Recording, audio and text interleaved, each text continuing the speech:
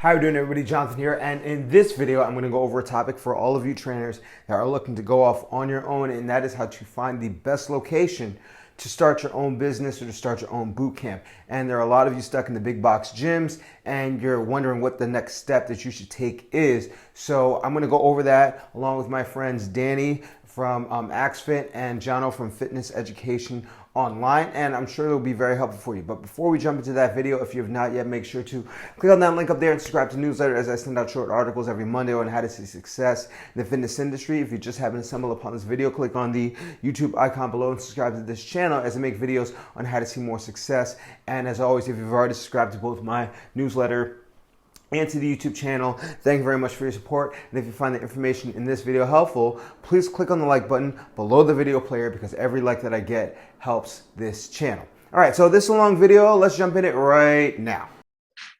Okay, hello everybody. Welcome to the Bootcamp Blueprint, the place where personal trainers go to grow their bootcamp. I'm super excited because I've got my two bootcamp experts here. Let's do it around the grounds. Who have we got? What's up, everyone? I'm Danielle. Excited to be here. Love talking boot camp, eat, sleep, breathe it. You can find me on social media or YouTube under AxFit, AXFIT. And what's up, everybody? This is Jonathan Fit Pro. Same thing. Happy to be here. Another week, another topic. Ready to help you guys make more money, get more clients, see more success, just like us. And if you want to find more of me, just search Jonathan Fit Pro on YouTube or on Instagram. And I'm your host, Jono, and you can find me anywhere on Fitness Education Online. Now, very important topic this week because we're talking about venues. Now, I'm quite passionate about this topic myself, and I know that Danielle and Jonathan are too. Now, I think there's two ways we can go about this, guys. We can talk about your specific venue and why that's amazing, but also for a trainer that's maybe starting off, what they've got to look for when starting for a venue, because they might not find the perfect one off the bat. But let's just see how it goes. Who wants to start? I can go. Awesome. All right. What do you got for us, Danielle? All right. So yeah, picking your location is so important because for one, you have to be happy with it. It's got to be somewhere you like going, somewhere that isn't like a crazy long drive.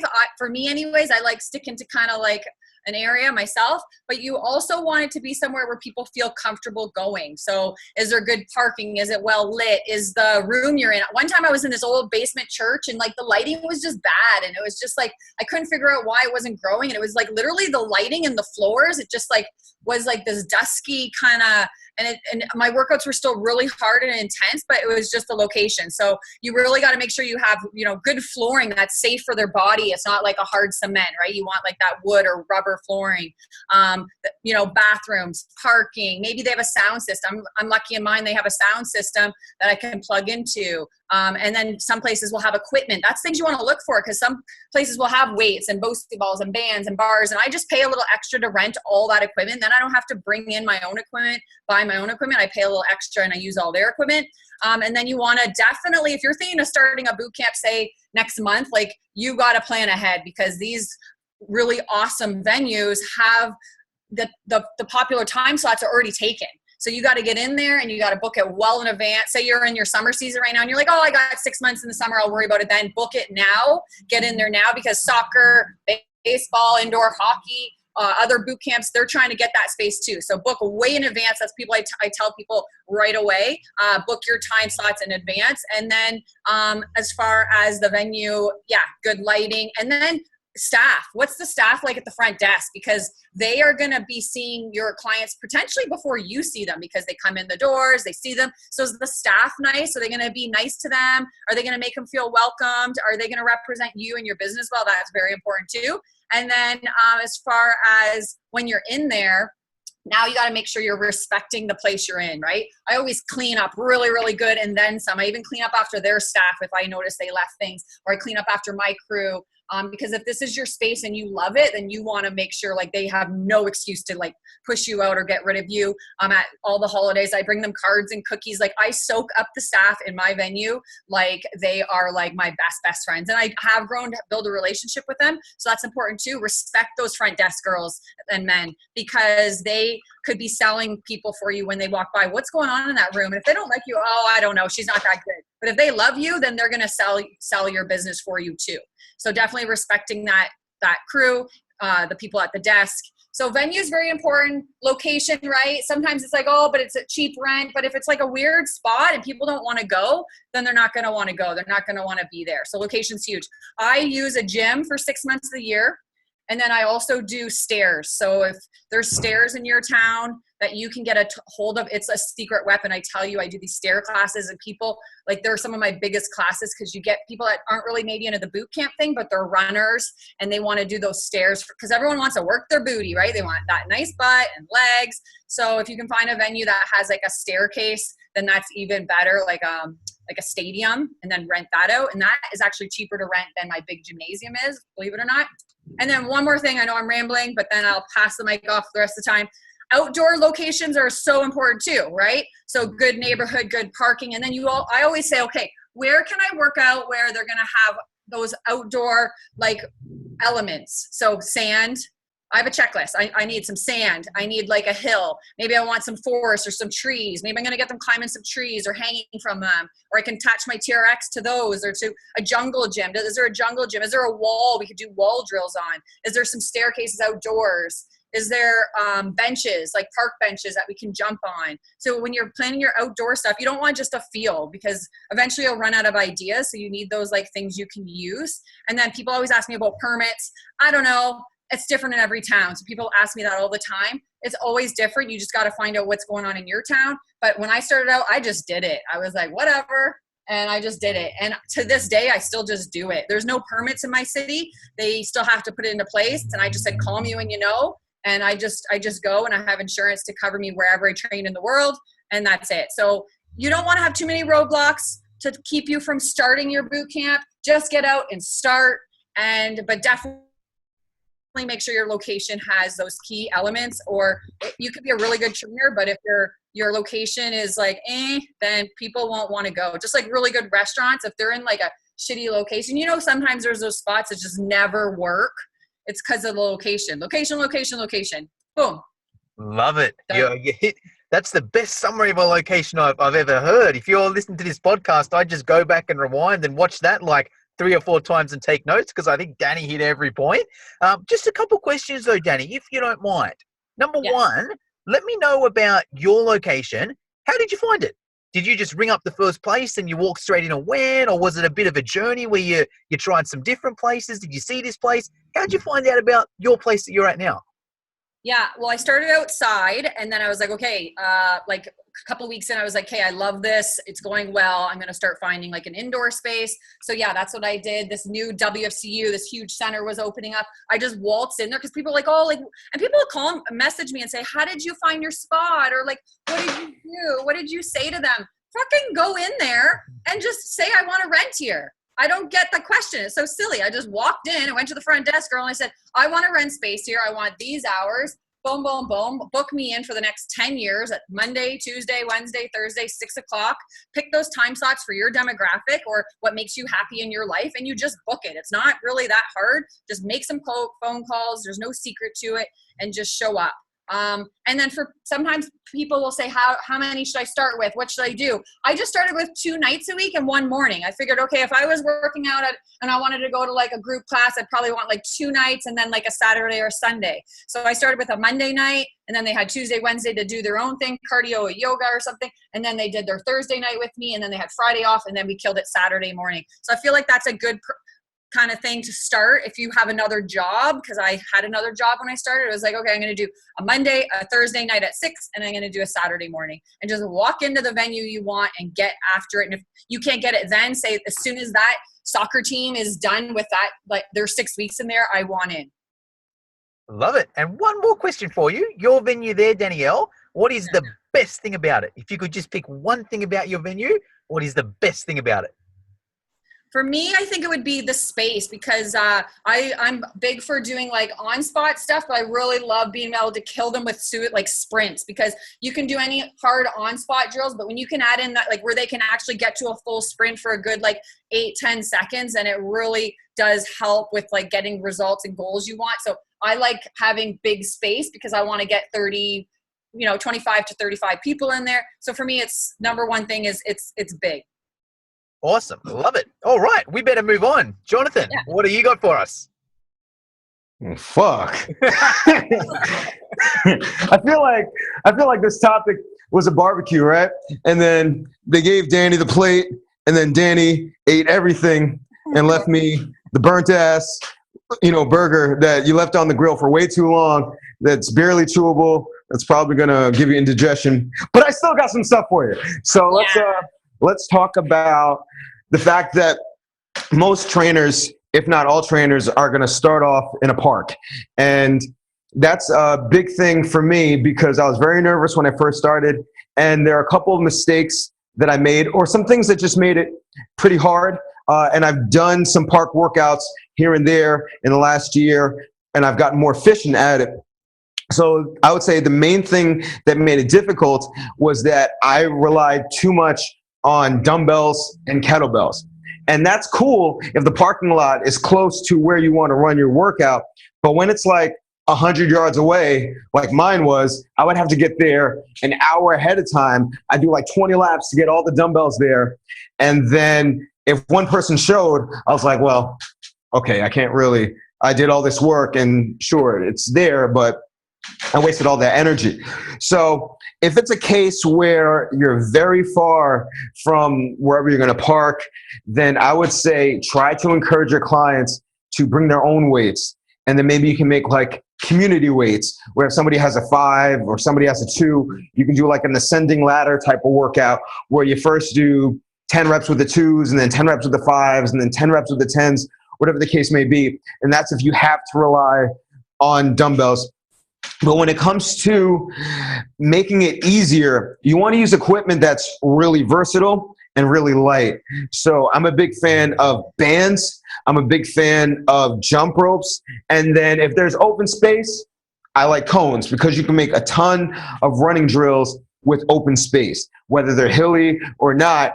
You just use your imagination. Different directions, different shapes, different changes of direction is going to change the workout. Ladders are also another thing that you can use when you're in a park that are very versatile because you can do like the walking push-ups on the ladders. You can do an assortment of agility movements on the ladders.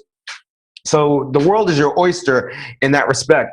Now, if I had to go back to a park, I would look for a couple of different things. Just like Danny said, I would look for benches, but what I would really look for is a park with bleachers, because then usually if they have the wire bleachers, you can attach your TRXs to the back end of them. You can attach your bands to the back end of them. You can do, some, like Danny said, stairs work. So I found bleachers to be a great resource. What's bleachers? We don't use that word in Australia. They're segmented stadium steps. So it's like stairs, but it's segmented maybe like 10 feet long. I don't know what feet are compared to meters because we're in the US and we're crazy. But essentially it's like stairs, but it's not the cement steps. It's the metal steps that have separation. So usually in the back, instead of just a big slab of cement, it's going to be like poles onto which you can attach your bands or your suspension trainer. Also, in terms of music, you do want to be mindful of whether or not your space is in the general area where there are a lot of houses. But if you have some room, you obviously don't want to disturb people, but you can bring one of those little those Bluetooth speakers, and you can use that to add a little spice to your boot camp. Just make sure that you're not upsetting the neighbors because they will call the town on you. I've had that happen to me once. And there was one more point. Oh, if you can get your hands on it, if you can find a park with a clay track, I love the tracks because you can make running workouts, and then you can, put your weights in one area, like the 200-meter mark, and then the 400-meter mark, so you can have different type of intervals where you do 10 push-ups when you get to this mark, then you have to sprint to the next mark, and then do 10 rows or whatever the case may be. Fences work just as well as bleachers or stadium steps that are wired. So as much versatility as you can get out of your space, that would be great. And just like Danny said, you want it to be well lit. Ideally, you don't want a lot of divots in the ground because you don't want people turn their ankles and such.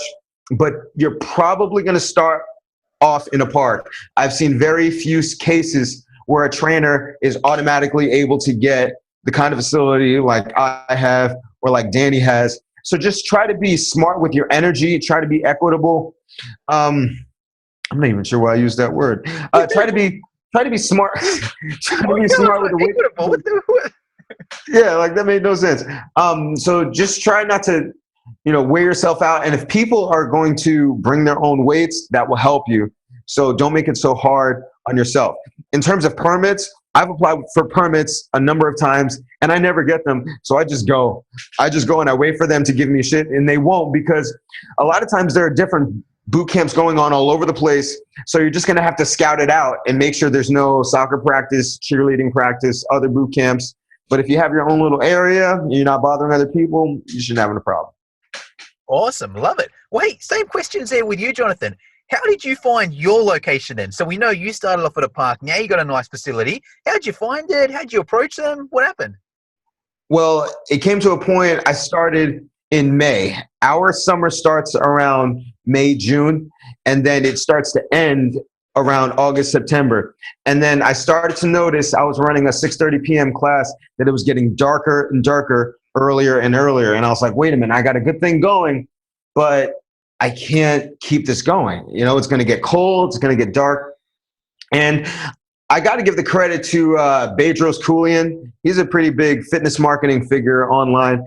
And he was talking about how using indoor facilities such as gymnastics facilities or cheer facilities are going to be great for you because they're not using the facility early in the morning. So I Googled, and next town over, there was a gymnastics facility, and it was the same thing. I just woke up one day and I called them and I said, hi, my name is Jonathan. I'm a trainer. I want to run a boot camp.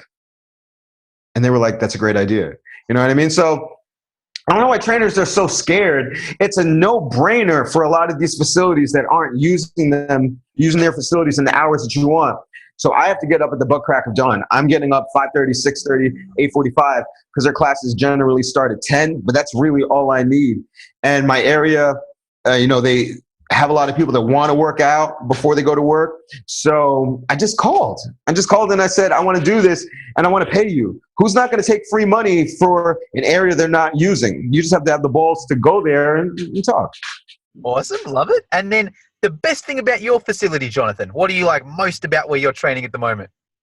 Absolutely. The best unique selling point is the flooring. I love operating out of a gymnastics facility because I have people from all walks of life. I have super athletes. I have people that come in that are trying to lose weight, but I also have a lot of people that come in with injuries, bad knees, bad ankles, bad hips. And I like to do high intensity training within reason. So they're going to do box jumps.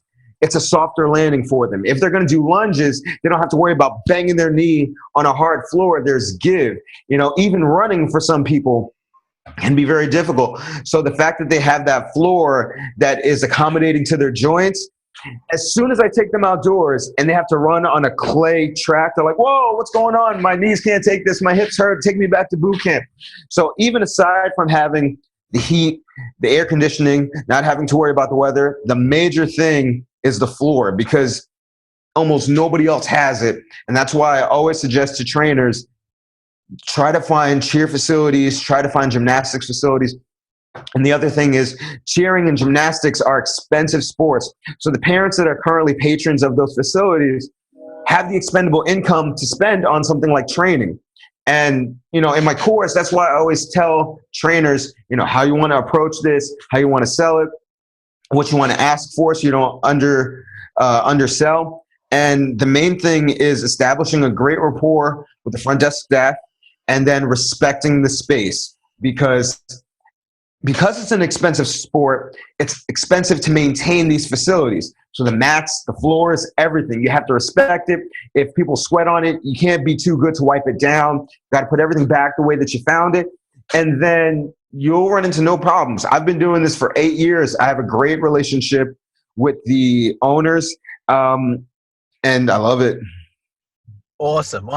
I usually like to do a summary of what these two have said, but they've just every single minute they said there was gold, both of them. So I think the best thing to do is if you're looking to improve your location or you're looking to get started, just go and watch this again and again and again, because those two just gave so much bits of good information. And I want to go one further still. Definitely check out both of their YouTube channels. So jump on, is How to Sell Personal Training. Is that the best one for you, Jonathan, to check out your flooring? I just changed it to Jonathan Fit Pro to keep things easy to remember. So you just search Jonathan Fit Pro and all my stuff is there. But if you ever to search how to sell personal training, I'm the first video to come up anyway. Awesome. So check out Jonathan's YouTube channel to see his flooring there, because that's the first thing when I saw his YouTube channel. I'm like, man, what a good idea having that flooring. And then same with Danielle. I think you just recently posted either on your Instagram or your YouTube, you did one of those stadium stair workouts, right, Danielle? Yeah. Where is that best to look on your Instagram, your YouTube? Where can someone find that snippet where I saw it? Yeah, either the YouTube or the Instagram. I post on both regularly. Yeah, jump on there, because I was, I don't really search that sort of stuff, but I follow Danny, obviously, and I was like, what's this, a stadium? Oh, wow, how cool does this work out? And they did the full lap of how many stairs was it? 985 stairs. You couldn't just lie and say 1,000? You couldn't just tell them it's 1,000, so they've got that mark? No, just a little under. Awesome. Well, hey guys, that's all we got time for this week. Just to finish off, do you two want to let us know what you guys have got planned coming up? I got an email from you, Jonathan. I hear you've got something exciting coming up. Oh, did you? Oh, man, bro, if you knew the amount of stuff that's on my plate right now. Yeah, my goal is to put together a face-to-face seminar for trainers. I'm in New Jersey, and the responses have been good. It's just a matter of planning a date, putting myself out there, because I like being in front of the camera, but I think I can help people more dynamically if I'm right in front of them. But the main thing on my plate right now is that I decided to put together a breast cancer fundraiser. And October is a big month for breast cancer. Breast cancer is probably the most supported disease in the United States. So it's a great way to get people together. And maybe it will even turn into more clients on the back end. I'll do a video on that, using fundraisers to get clients into your boot camp. But it is so stressful because I'm getting other businesses to partner. I'm partnering with the spin studio. I'm doing all the videos. So it's crazy town right now. But if you follow me on BFF Bootcamp on Instagram, then you'll be able to see the different videos and different partnerships. So I'll be done by the end of the month, and then I'll hit the face-to-face seminar. Awesome. Danielle, what's up with you? I am planning my Halloween boot camp, and we're doing I'm hosting a boot camp at this like trampoline park and a rock climbing gym. We're doing a workout there. So that's the thing for trainers. Like if you don't have a space right away, do your outdoor, but come winter, just pre-plan like spaces. Like, okay, I'm going to go do one like at the like different places you wouldn't even think you could do a workout. So I'm always doing that all year round, because you hit those trampolines, and it's not just the trampolines, but they have these foam pits that you have to like try and do stuff in, and then you get them out on the edge doing burpees and then back in and then back out. So I'm just planning some fun stuff for October and November, and then my Christmas kind of fun stuff there, but I'll tell you that down the road in weeks to come. But yeah, keep it fresh, keep working hard. Jonathan, you're working hard, keep going after those goals. That's impressive. And Jono, I'm sure you guys are doing some good things, and hopefully all the trainers listening aren't afraid to just like do it and fill your plate, because that's what life's about, and we're only here once, so get shit done. Awesome. All right, hey guys, I've got to run, so we'll see you all next week. Yeah, have a good week. Thanks for having me, Jono. See you later, people. All right, so that's about it. I hope you guys found that video very helpful. As always, your comments are what fuel the content of this channel. So if you have any questions or comments, put them in the comment section below, and that will help me to help you with the information that you need to be more successful. As always, if you're ready to make a jump and start your own boot camp, start your own business, you're going to need the support and resources in order to make sure that your business is running on the back end as well as the front end. And that is all going to be covered in my Dumbbells to Dollars course. If you've never checked out my Dumbbells to Dollars course, you can go to www.dumbbellstodollars.com and then check out the course there. But that's about it. I haven't made a lot of solo videos in a while, but I'll be putting some solo videos up next week for sure, as long as you remember to eat healthy, hydrate, drive safe, stress levels low, get rest, don't slap anybody, love your clients, they love it back. I'll see y'all tomorrow or the next day, and you have a good one.